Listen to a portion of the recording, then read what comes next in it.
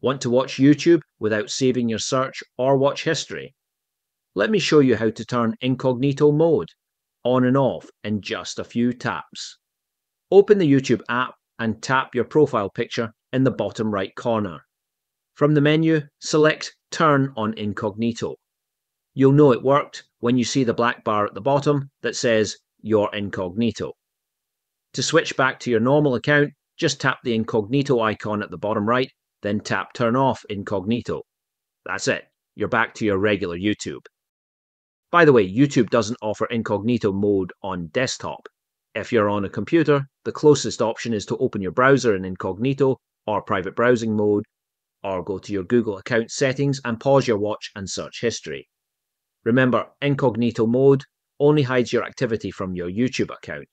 Your internet provider, school, or work may still be able to see what you do online.